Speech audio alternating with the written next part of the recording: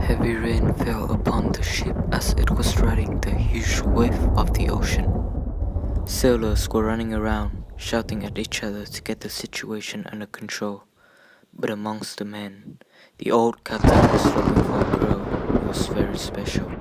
Grace! He shouted as a bolt of lightning struck the ocean. As she opened her eyes, a blurry vision of the waves crashing against the wet sand started to form.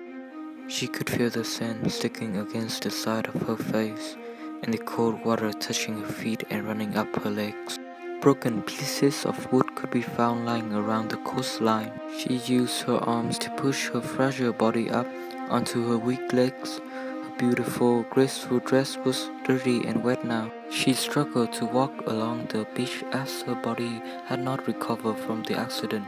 She looked around, but no other person was around. She brought her hands up to her neck and grabbed onto a necklace which could be opened to find a picture of the old captain from before, and another picture of a woman and a man wearing royal clothes with crowns on their heads. She was looking for someone important to her, which explained why she was trying so hard to move around despite her weak state.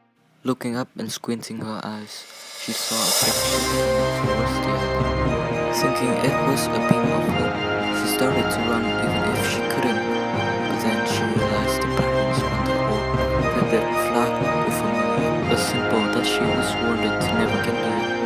They were pirates. Dun dun dun! Frightened and shocked, she looked back and saw a jumper near the beach where she was standing. So she turned back and started to run again. She was running out of stamina considering that she just woke up from a coma. But she kept running and running until she stumbled on a vine, tripping over and hitting her head on a rock. Phew! Not too far away from there, on the ship, a crooked old man with a big pirate hat on his head stepped out of his chamber. Are we there yet?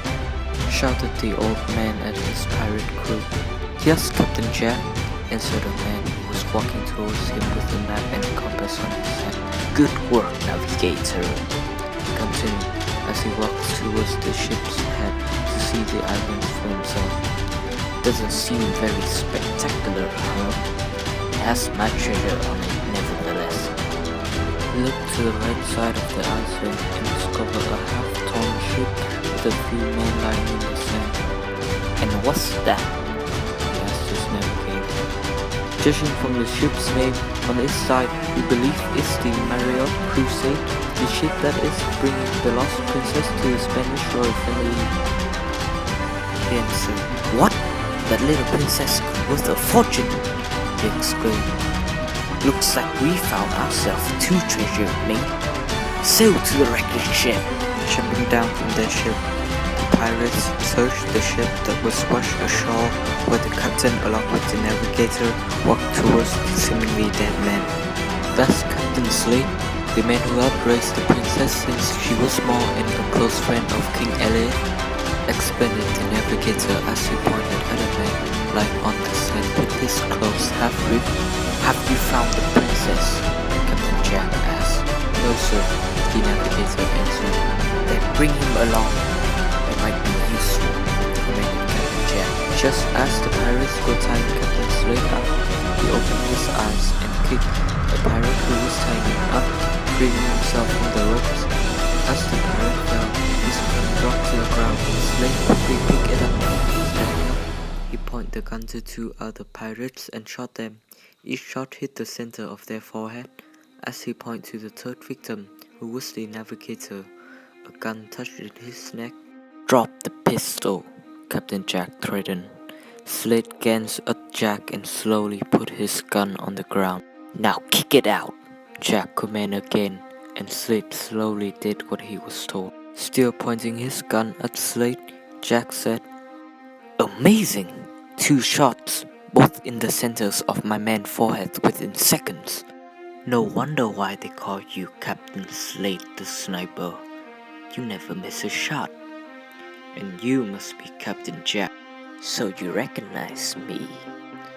Anybody could recognize your scumbag face. Choose your words carefully now, Captain Slade. Jack warned as he unlocked the safety trigger of his pistol. You haven't killed me for a reason, right? Slade asked. You're a smart man. What do you want? Where's the princess? Jack said as he pointed the gun to Slade's head. Slade revealed a nervous look, different from his calm attitude from before. Back in the forest, Princess Grace woke up from her second coma to the sound of raindrops hitting against the leaves and branches above her head. The rain wasn't heavy, but she needed to get something to eat quickly because her stomach had been empty all day and the darkness had already came. Wandering around in the forest wasn't a good idea either, but this she wasn't a good shelter. It was cold and her body was shivering from the wind and the small drops of water falling from the leaves. She looked around and saw a cave not very far away. She decided to run for it since she couldn't stand the chill running down her bones anymore.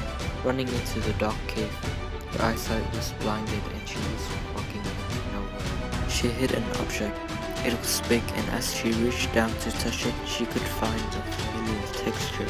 It felt like home, soft and comfortable. She found a fluffy chunk.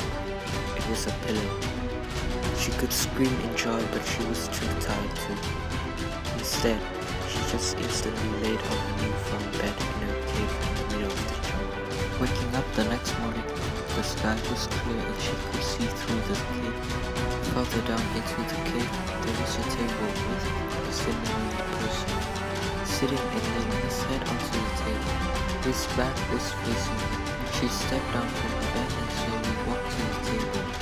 He was wearing an old jacket that looked similar to what a pirate would wear.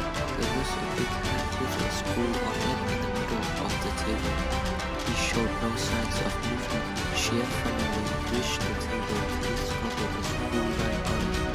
He was dead and his body had been lying on it falling to the table. There was a journal under his screw, but Grace was too shocked and terrified to take it out. Half of the journal was covered by the screw and she could still see parts of it. And here I am now, hiding in a cave, keeping the treasure all to myself. It said, the treasure? She asked herself, then looking to the side of the table to discover a big wooden chest with gold sides. On the table, under the pirate captain's skeleton left hand, lay a golden key. The girl was about to take the key when she heard a sudden noise. She ran to the cave's entrance to find that a pirate crew was marching nearby the cave. Find my treasure, the captain commanded. And that little girl too. We wouldn't want her to get hurt now, would we, Slade? Slade? She asked herself. They must have captured him. If I give them the treasure, maybe they will spare his life. The girl ran back to the table, took the key and hid it in her shoes. Then she ran to follow them to find the captain to make a deal. I'm here to make a bargain, she screamed, capturing the Captain Jack's attention.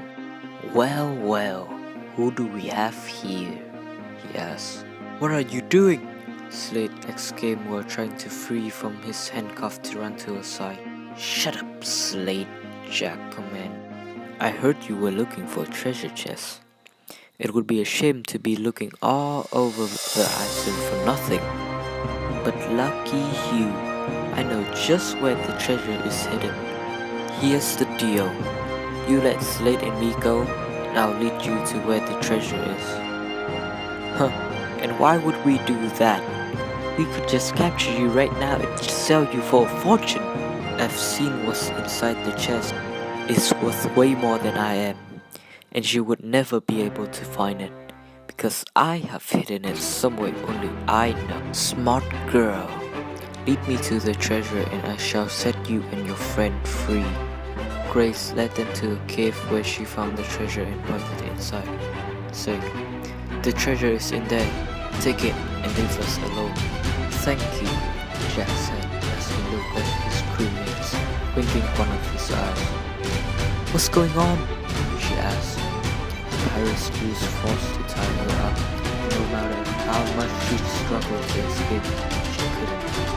Both slaves and Liz were taken to a dungeon cell with him and the advanced ship. "Why did you do that?" the slave asked. "You know they would never let us go. You could have escaped if you didn't come back." "But I can't leave you here. You're like a father to me. I have a plan to get us out of here, revolving around this," she explained as she pulled a shiny key out of her shoe. "If they want the chest open, they must set us free." Jack soon realized he had been tricked and came to the dungeon. "Where's the key, little girl?" he asked with anger. "But you tricked me. You didn't let us go, so why should I give you the key?" she asked him back. He looked furious, squinting his eyes at her. She continued, "A big treasure chest can be found if you look hard enough, but you can never find a small key that hidden somewhere in this island." "Well played." As Jack brought them back to the beach to set them free, he asked one last time, "Where's the key?" "Give Slade a pistol first. I want to make sure that you don't have any further trouble from me," she said. Pirate threw the pistol to him. Slade opened it to see if it was working. Seeing that it was, Grace pulled the key from the pockets and threw them to the pirates. "Thank you," Jack said as he captured the key and pulled a gun from his bag and pointed to them. "No one tricks me." There was a sudden loud noise coming from the ocean. They all looked to discover a giant ship coming towards the island. The huge ship has forces to destroy anything that stumbles upon its path, as it has cannon all along the side of the ship. A big familiar symbol of a two-headed eagle was shown on the sail of the ship. The ship was filled with maids who were wearing the old royal clothing. It was the Spanish royals. "Better go while you still can," she warned him with a smile. "Very well," he smiled back and turned his back to her. But before he walked away, he quickly turned back, raising his gun towards her head. A body dropped to the ground and blood started to run down the sand, dyeing it to a thick red color. The captain's hat dropped to the ground as he was shot in the center of his forehead. "That's right, I never miss," Slade said.